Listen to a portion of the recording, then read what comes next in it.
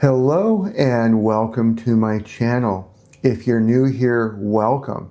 My name is Peter Abraham. I'm a second career registered nurse with extensive experience in hospice and palliative care.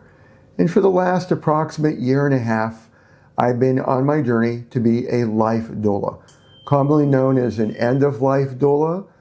But for my practical purposes, since I'm supporting those who are age 18 and older, who may not be in the process of dying or having a chronic or terminal illness, I'm looking at this from the perspective of a life transition coach, where I work with people during various life transition changes and so on. In this channel, we talk about death and dying, and granted, I just talked about those who are healthy, but as you're in the journey of life, you're going to have periods of illness. Hopefully you'll get well, but at some point in time, you're going to die like everyone else, including me, when my time comes. And so in this channel, sometimes I'll do video discussions to help my fellow hospice nurses, such as questions to ask during an admission to help draft a prognosis of how much longer somebody has to live. Or I'll have discussions that impact everybody, such as when you're caring for somebody who just keeps on going downhill health-wise, we start grieving for them in the advance of death, the anticipatory grief, and how to work through that. And I like sharing along the way, here's my journey as my family moved from central Pennsylvania, South Central to be more specific, to central Kentucky, and I'm now operating as a Kentucky nurse as well as a Kentucky life transition coach with Compassion Crossing LLC. Now today's topic is going to be, I got business cards, and what was that like getting them from Canva and showing you the cards, as well as a new desk and office setup that I'm trying to work with. So right now I'm using my Ulanzi vlogging camera, and I'll show you how I'm going to end up transitioning to a tripod over the desk in a few minutes. But I just wanted to walk you through some of that changes. Now, what we do before we go on further for this topic, I like going over areas. What am I grateful for, and asking you the same? Because I find that when we talk about anticipatory grief and grieving and the storms that we go through in life, it's very important to build resilience. You're not necessarily born with resilience. You're not Wolverine, that you have that healing X factor that when you get cut or bruised or something broken, that your body heals automatically. Wouldn't that be wonderful? Maybe. But if we build resilience, and for me, that's faith in Christ Jesus first and foremost, but I know I have some viewers you're not there. And I respect you and I love you. But there's two other methods to build resilience. One of them is forgiveness. Who have I not forgiven? And that's very hard. And I have friends that struggle with forgiveness, and I struggle with forgiveness. But I believe something that we could all practice a little bit easier, not saying it's always easy, is gratitude. What are you grateful for today? So I'm grateful for a handful of items. My wife worked diligently for the desk that I'm going to be showing you to get it put together. I am not mechanically inclined. And this was an odd situation where I ordered the desk from Amazon. The FedEx delivery person did not follow the written instructions provided by Amazon. And on our garage door, we have this sign, "Please deliver to the front porch." And this was in pouring down rain. And this is an electronic desk that we're talking about. And they delivered it to an area of the house where everything got soaking wet. The packaging was damaged. And rather than trying to, what if this is going to work, I went to the manufacturer, who honored their refund and did refund the money. But when I said, "Are you going to be picking up your product?" they said no. And so my wife is industrious and like, "Why don't we just put this together?" And she did, and I'll get to show you the end product in a few minutes. That's why I have the camera on my vlogging stick that's now using the mini tripod. so I can easily get up and rotate around and show you, here's the standing desk and here's some of the feature sets. But I ended up using Canva, and I mentioned in the last episode that thanks to Anna Adams and some feedback from different parties, I worked with US Mobile. My iPhone is able to take a second eSIM, electronic SIM card, and I got a Richmond, Kentucky number, and I went forward and I got business cards. And I was like, I wasn't sure I'd get them in time, because next Wednesday, I'm going to be doing a presentation on site, actually in Richmond, Kentucky, to a healthcare organization, to two separate groups of caregivers. So I'll be doing 1 hour each, 45 minutes of presentation material, 15 minutes of questions and answers, and I've been practicing each, I shouldn't say every day, every other day. This is part of my autism. I'm like, I want to give them an excellent product for having me over there. So I want to blow their socks off, for lack of better words. I do a lot of practice, and I wanted to be able to give them business cards. So this is what Amazon delivered, and I'll show you the on a different video. This is live, so to speak, but I'm going to do a screen capture where I'll show you on the screen what that looks like. But that's the front, and then on the back there's a QR code that links to the website and my initial service offering. As I'm going through, and I'm going to show you, I'm working through the website for the past several days. I've been adding additional pages and linking them, and working with Calendly on being able to have people book a free 60-minute session. I started off with 30, but you know what?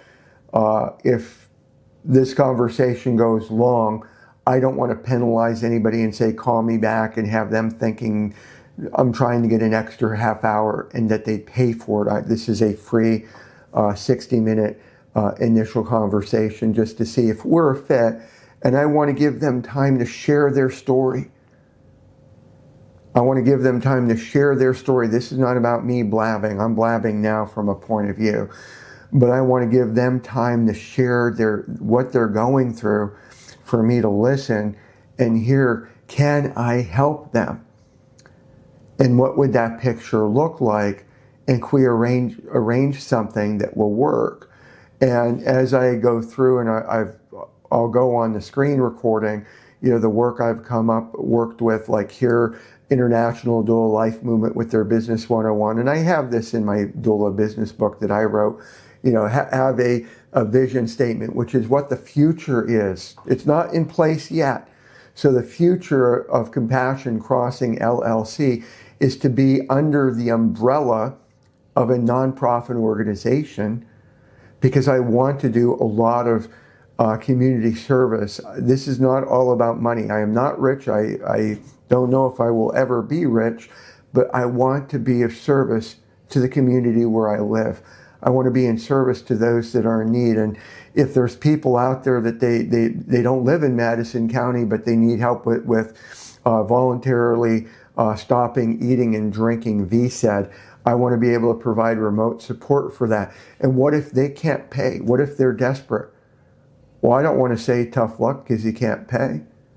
I'm not saying I can take everybody on for free, because when you see my thought process when I walk you through what's making us different, is I'm going to be very selective for who I take on as clients, because it's not about the numbers. It's about the service. It's about the quality. And that's one of the issues that hospice, palliative care, home health, a lot of the agencies are facing, is more and more corporate. Give me the numbers, give me the dollars and cents. Where I'm at, how do I serve? How do I help you? And in order to do that correctly, I have to watch how many clients I take at any one point in time. So I'm going to, give me a moment here. We're going to be switching over from the tripod. And bear with me as I just get that around. And let me just rotate the screen without shutting anything off. Give me one moment. Sorry. Have to unlock the one area. And so now let me come around and let me flip the screen so I could see what you're seeing. And so I want to back up and show you this is my new desk setup. There's still a lot of things to be done. This was one of the guest bedrooms, so we have to remove the bed. We're going to be moving the couch that we had back in that our puppies like to have. There's a nice chair, so to speak. I do find that extremely comfortable. And then as we come around, you'll see the monitor. I'll do another where you could actually see the screen probably more clear with the software I'm going to show you. But there's my business card up on Canva.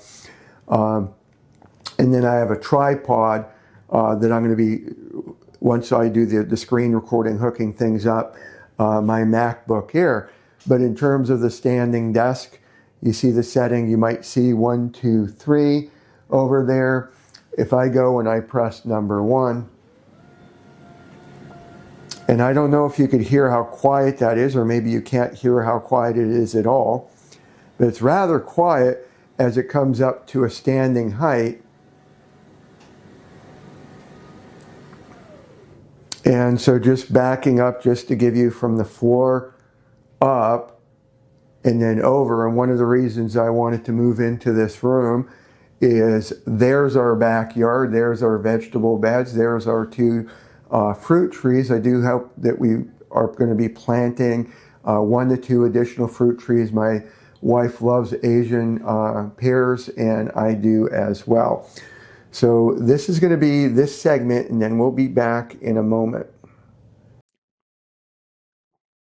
Now the Lumix G97's back on that tripod that was standing behind the desk above the, or I should say behind the monitor. And I just wanted to come over this side to show you, this is what the business card looks like in Canva. And I really think from the color perspective, as I look at it, and everything else, it matches. I'm very happy with the work Canva allowed me to do. I did also want to take you through where things are at with the, okay, I got a business card. Now what am I doing with it? I'm gonna tongue-tied here.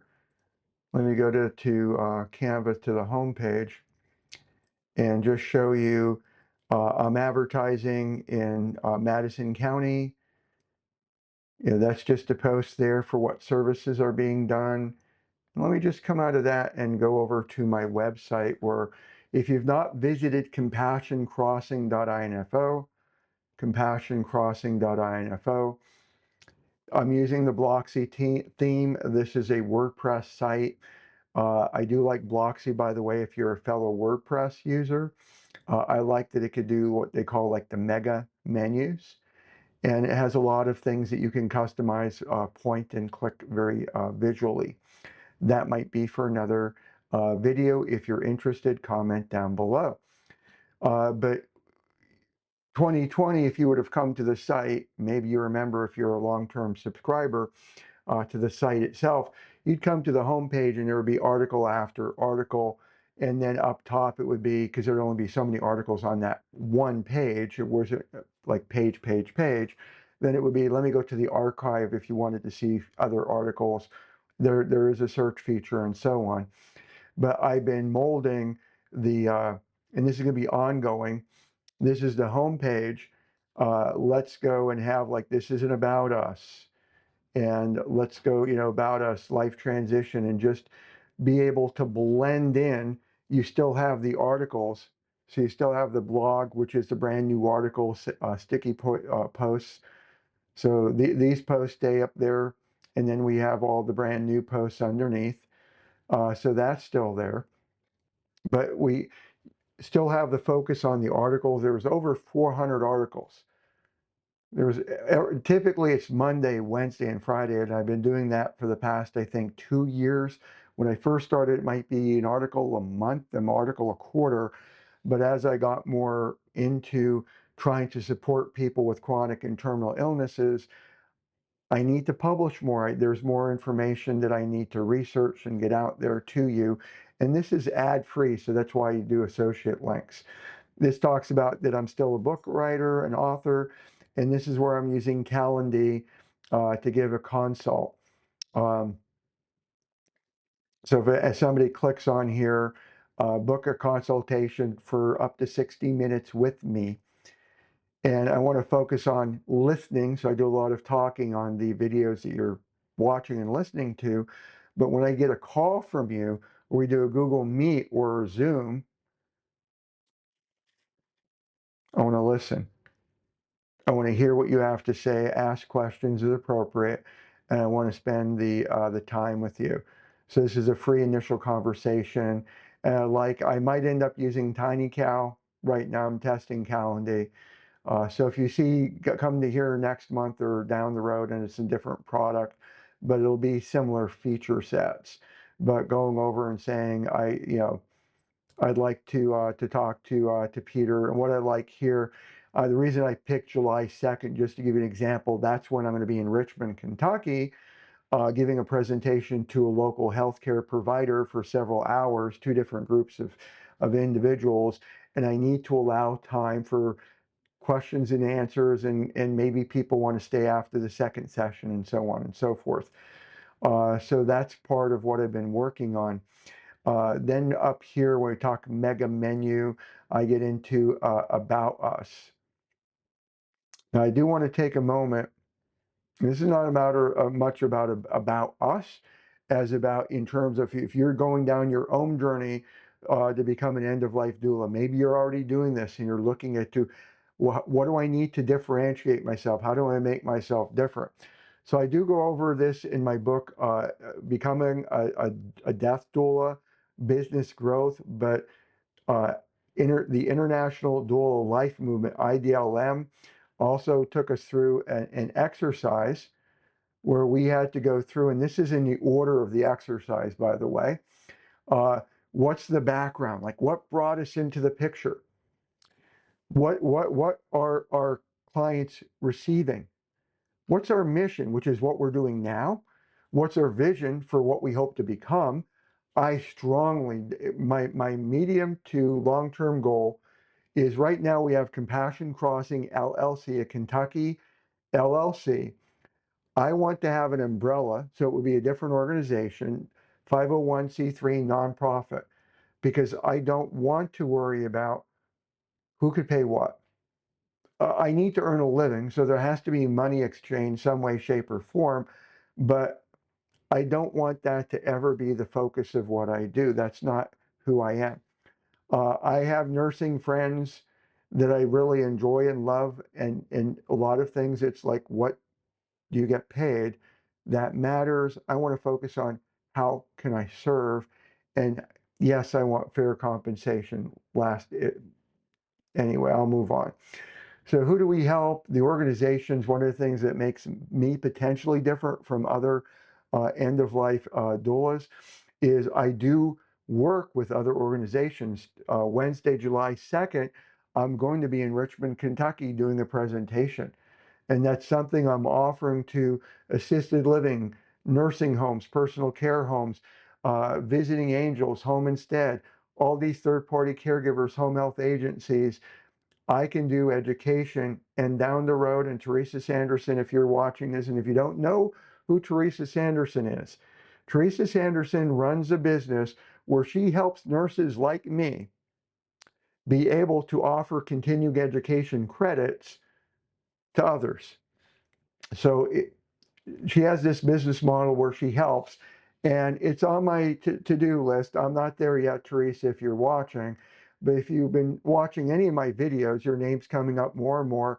So I don't know if it'll be a 2025 or 2026, but at one point in time, I do want to be able to offer continuing education credits to the facilities and the organizations I'm serving. It's just right now, most of the organizations I'm working with are the caregivers where they're not licensed professionals, where a CE credit is of value for now. the individuals and families we support, what makes us different. So I want to focus on this because it's not just me. If you're ever watching this, well, there are times you might say he likes to talk about this or that about himself or what he's done. Sometimes I don't know how to get the message across. So if it comes across that way, number one, I apologize profusely. If it ever comes across that way, I apologize profusely. I'm going from the perspective that I'm gonna go in a rabbit circle here. I'm going over the perspective that I did with my own special needs daughter, Brittany, who turned 33 mid June, just the other week. I love you, Brittany, if you're ever watching this. She came into her life 2 weeks before her 14th birthday. Went through high school, went to go in the Navy. Long story short, wow, can't be in the Navy due to an unknown healthcare issue that no one was aware of. And so I'm trying to convince my daughter to go into healthcare. You get a job in healthcare, and no matter what happens with the economy, and there could be a fallout if there's human beings around, even if there's EMPs and no electronics, healthcare is still needed. You're always going to have a job. She didn't go down that route. I still will always love you, Brittany. Um, but here I went and said, I'm going to go. I went and got counseling, go into education, or go into healthcare, or go into counseling. Those were the three answers. And I thought to myself, because we're trying to get our daughter going to healthcare, or like I should say, encouraging, weren't forcing. But hey, if I become a registered nurse, I'm teaching. I'm obviously in healthcare and I'm counseling. Three birds, one stone. And so I'm going to our daughter, if I can go back at the age of 50 and I can go to school and I can apply myself. And I literally did graduate the number one in the class. But it's not saying, well, Peter, but like if I could do this at 50, and I shared many times, some of you watching this, there's something wrong with this guy. His memory issues. I even have to look at books that I've written because of I don't always remember the titles. I'm told I'm undiagnosed. I'm told I have autism.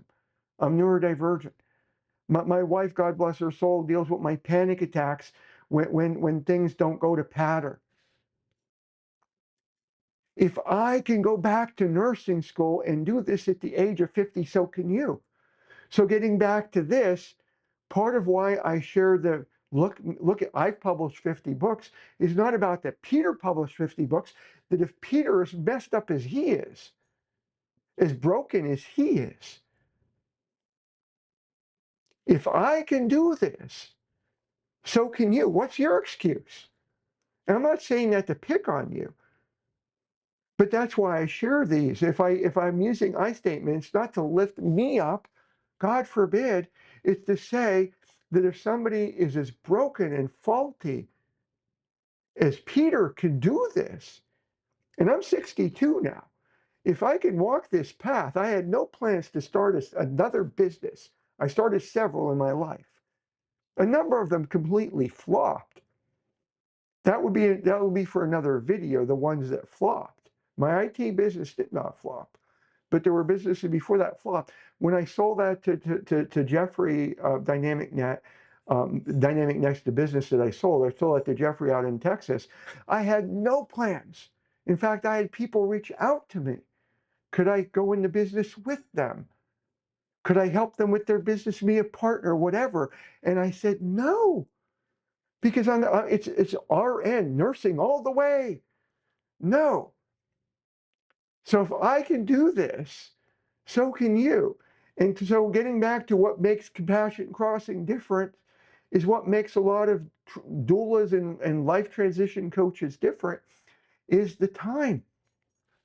So I mentioned what I'm about to say in another episode, but when I worked at Grain Hospice, there was a nurse who, from a clinical perspective, marvelous, marvelous.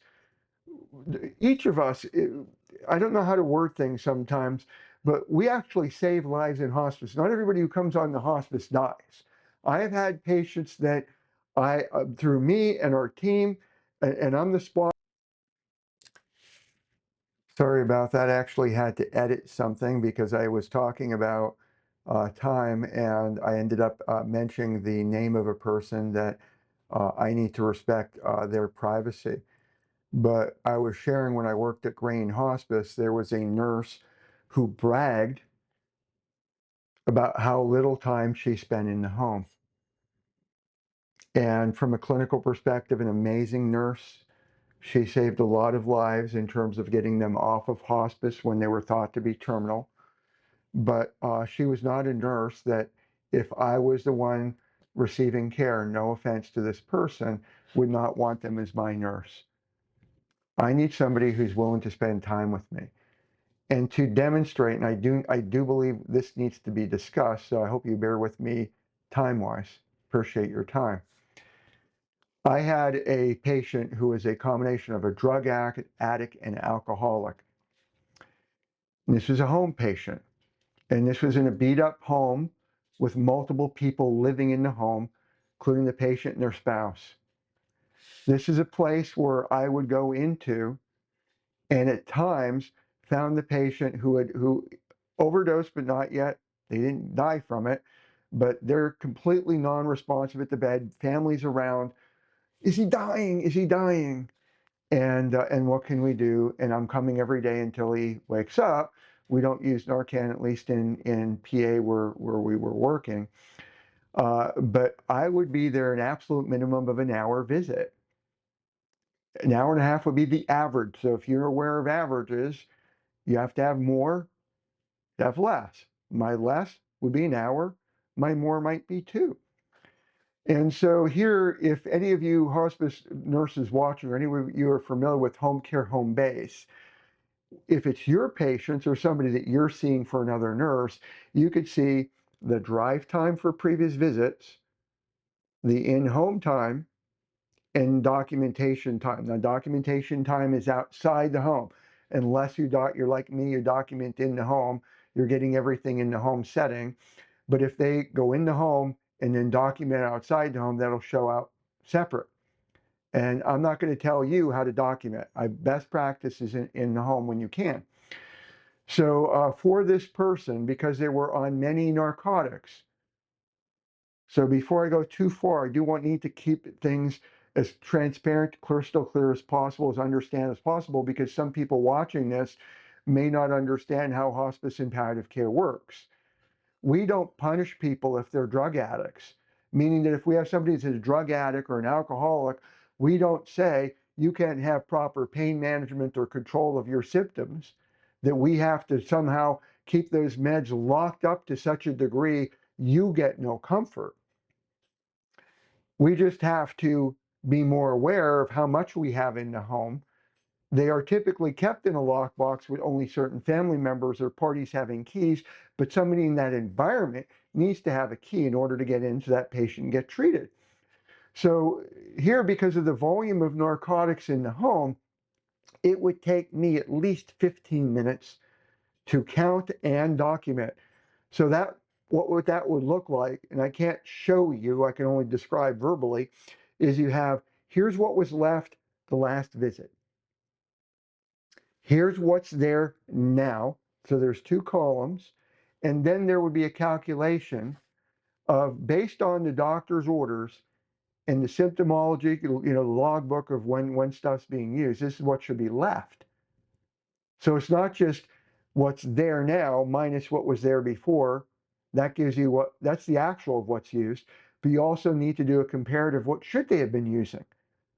Because we weren't sure when we were dealing with these unresponsive episodes, was he overdosing on the medications that the hospice provider was giving?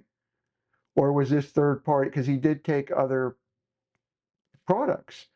I don't know how to word that because I'm not judgmental, and I will let my team know.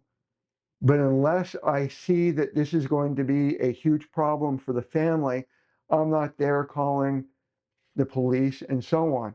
And I realized that if this is a public video, some of you might be very upset at me right now that I don't narc on people. They have it, this person's dying, they have a hard enough time, and I'm not going to go justify my answer anymore. But it would take me 15 minutes to go through the counting, and then I do my physical assessment. I do interviewing. Where's everybody at? What was things like, over the last couple of days, and so on and so forth. And there was a lot of education in each visit. A lot of education in each visit. So here, this nurse saw this patient the one time I couldn't. I forget what the reasons are. This goes back like 2 years. Home care, home base. In home, 18 minutes. 18. As bad as my short-term memory is, that's something that'll stick with me probably for several years. In home for 18 minutes. All this person had as the nurse, they had the previous count and the current count. There were there and so yeah, the math is simple, but there was no how much should it have been used. There was no extra tender loving care in that, and even if that was like, oh my word, so maybe you took 10 minutes to do that versus the 15. It didn't take too long to do the calculations for how much should be there, based on doctor's orders and in the logbook. But 18 minutes, 10 minutes might have been the counting and the documenting. 8 minutes. I mean, I've done comprehensive assessments in, maybe I could do 5. It's not a speed test, but like education, finding out what happened from the previous visit, and yet my management team said, "Why can't I be more like that nurse?" I would get pressure on a regular basis. I didn't get written up, but I got verbally bullied. Peter, you need to be like this person.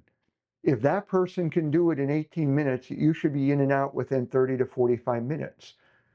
Now, my average, because home care, home base would give you average, my average was an hour and 15 minutes from all my caseload. So for everybody, the drug addict would be an hour and a half would be the most common for him, would be an average.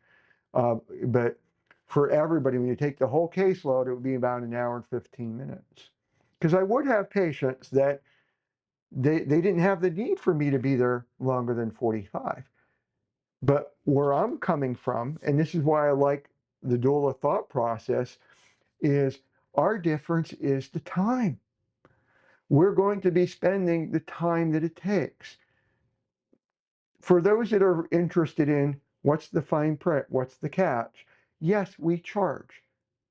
Part of what I want the 501c3 so that I could receive donations to worry about where's the money coming from, because I still have bills to pay. But the rates we charge is different for us compared to other practices, and it's based on where you live, and I'm still working through my rates right now. I'm thinking for Madison County, somewhere in the $25 to $35 an hour range, and then building packages around that.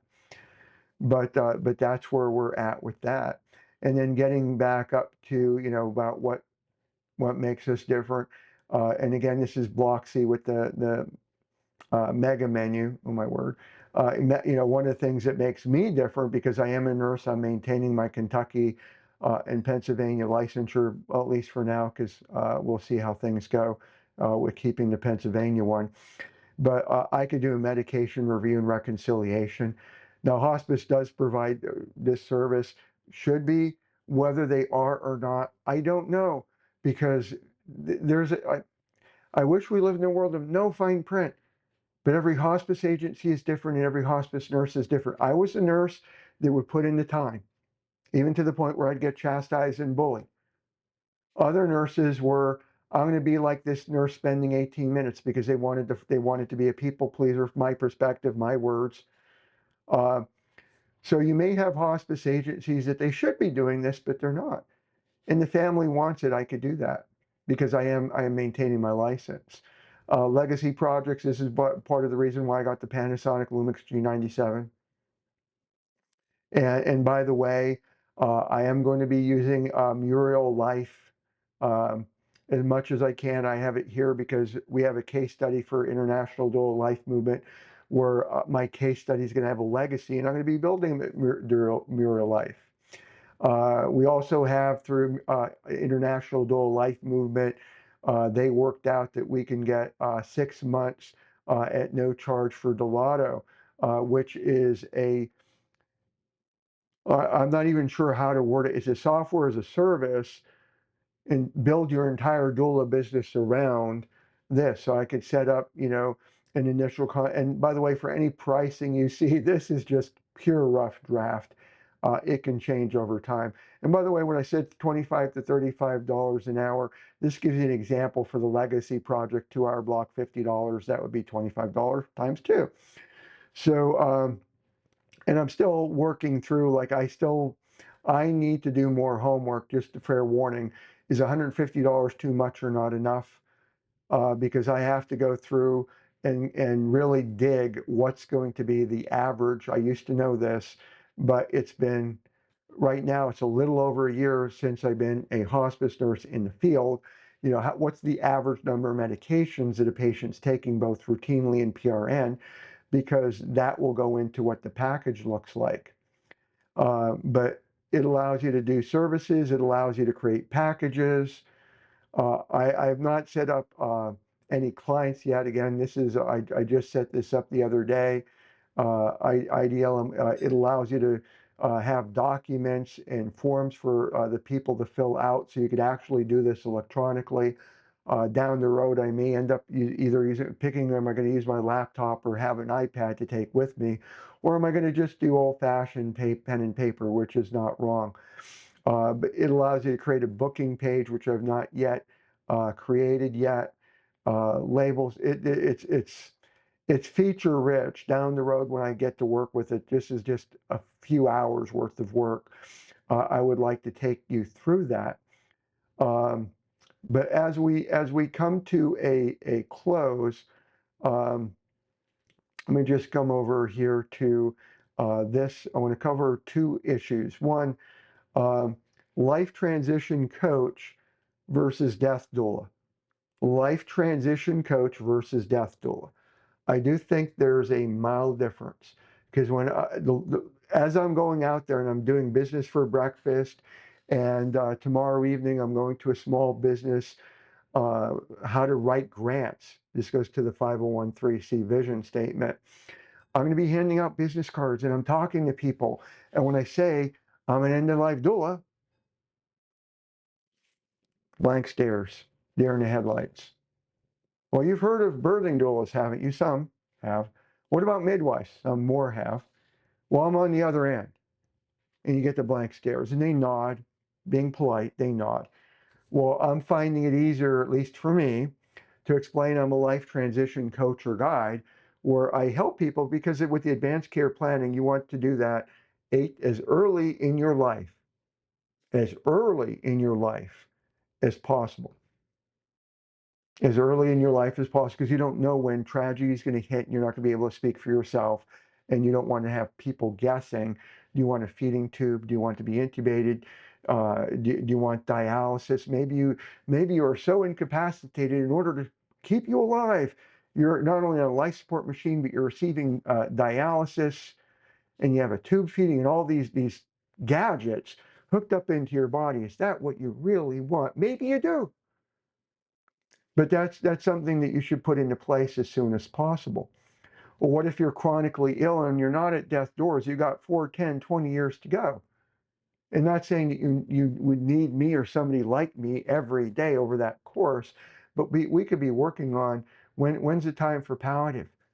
When's the time for, maybe you should plan your vigil now. Maybe you should plan your legacy project now while you could participate with it. So that's where I like the idea of the life transition coach. And then getting into this particular page here, going over just a brief, here's our services, and each one has its own page. So where I'm going to end, and just bear with me, we're approaching the landing, is I not only make these videos to help educate, I also make these videos to try and encourage others, because as I participate in different social media venues, and as I'm networking with other people on LinkedIn, Facebook, and other, in person, I'm finding more and more people want to head down the route of what I'm doing. They're unbelievably tired of our broken healthcare system, and they want to be part of the solution versus part of the problem, or they just don't want to be on the sidelines. They want to be part of the solution. So if your heart's tugging at you, Peter, I've been watching your videos. If you, who just got done saying, you're broken and you could do this, you're 62, you could do this. You're 50, you went back to nursing school at the age of 50. If you could do this, I could do this too. So here's my words of advice. And I will sound this drum until the drum breaks or the reason for doing the drumming changes. Do your homework on the schools. Do your homework on the schools. Don't hear a story that tugs at your heart, your emotion level, and say, this sounds good and it feels good, and sign up without investigating full circle. And I cannot emphasize that enough, because as of June 25th, 2025, there is no governing body and no accreditation that ensures that the different schools that are out there are teaching you what you need to do in order not to create severe nightmares for you and those that you serve. I need that to sink in. I need that to sink in. Without an accredited governing body, these are two separate issues, an accreditation and a governing body. You need oversight. You need somebody looking in from the outside, auditing and reviewing and saying, is this material correct? Is this material current? Is it applicable today? Is it applicable in 2025? Because I've been hearing horror stories out there as I go down this road myself. I've been hearing horror stories. A few weeks ago, Joe from JOY out in McKinney, Texas, emails me that they had somebody outreach to their team, here for, I think it was a Friday, Saturday, I think it was only 2 days, $10,000 for 2 days.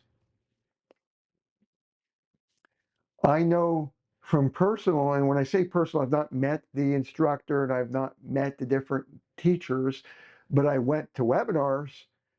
And this is where I'm talking about, do your homework. Don't just go by, you went to a webinar and everything's tugging at you and you're hearing the sales pitch and you jump in and you've not done your homework. But I still remember the one that I went to it was 4 hours long. 3 hours was beautiful education, high quality education. 1 hour, and the only way I could describe it was the hardest sell infomercial that I've seen in I was 61 at the time. This was just back in April. I was flabbergasted. This class, this course is $7,997. Let's round up to 8,000. That's my words, the 8,000. But if you sign up this weekend, you got 2 days, you sign up this weekend, we'll give it to you for $2,997. And by the way, you have this valued in and that valued in. And here's the catch for everything that, and I cannot be more upfront with this. If I were to tell you, if you buy such and such, I am going to throw this in for free, and this is a $3,000 value, this particular book, that's me putting a value statement on it. That's no one else in the world putting a value statement on it other than the person presenting it.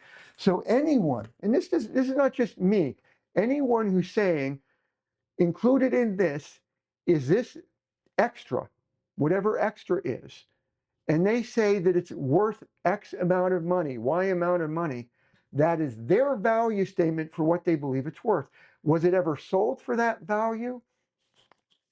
No, I don't know. So you want to do your homework as to what value you're going to receive.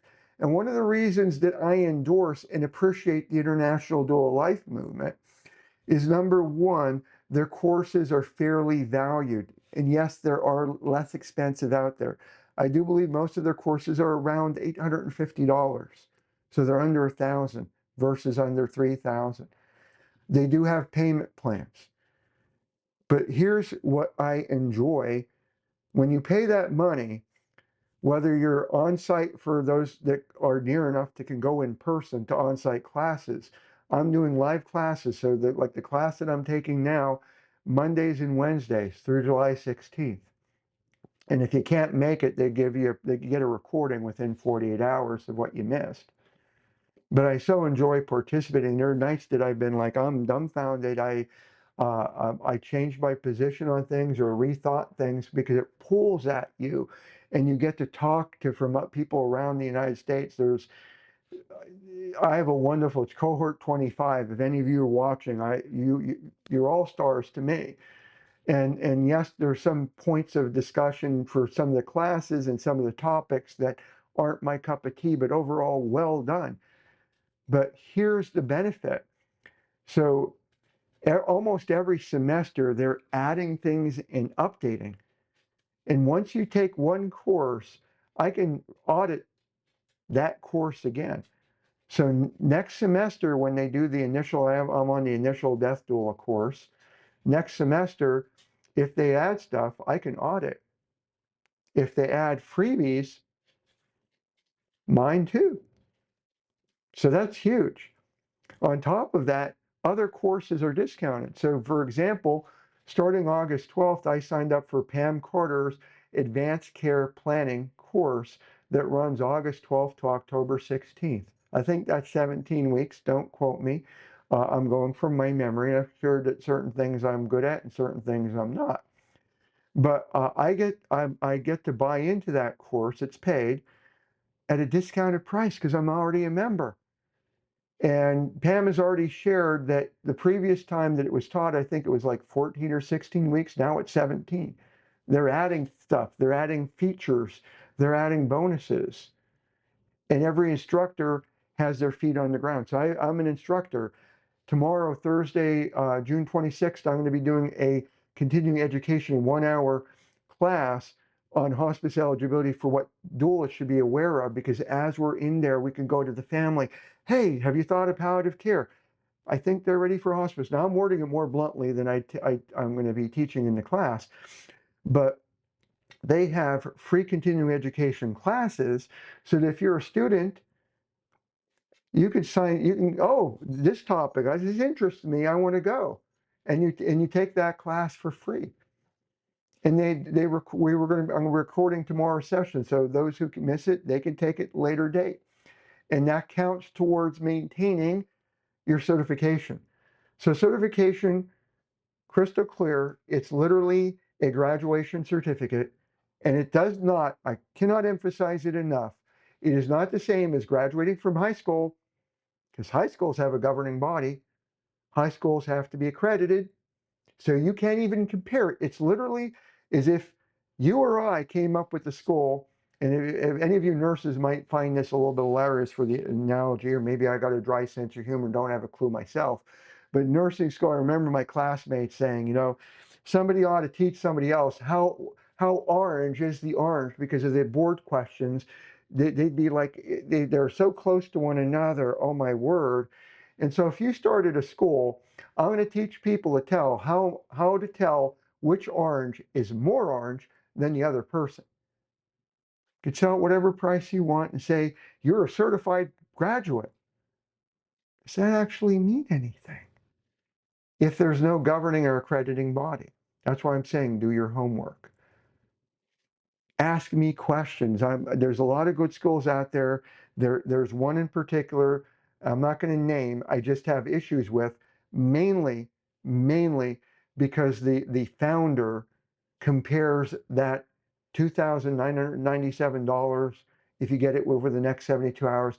She literally compares it to Orange School. And that just blows my mind, because aside from being the worst apples to orange comparison that I've heard in my 62 years of life, that's the worst I've ever heard, is RN is a license. The schools are accredited, and the national boards and the state boards, those are governing bodies. I don't want to say more because I've already been to the point where I'm foaming at the mouth mad because of that horrible comparison. That's the only school that I have an issue with. And it might be, I'm not, and just want to be clear, it might be they may have the best graduates in the entire world. So I want to be clear, if you hear what I'm saying and you say that's the only school out there, therefore it must be this school's name, even though I'm not naming, I'm not saying it's a bad school. I'm not saying it's a bad school. I just have an issue with the marketing and the advertising for it. So without further ado, I thank you for your time. Please feel free to ask questions, comment in the links below. I so much appreciate you. Thank you.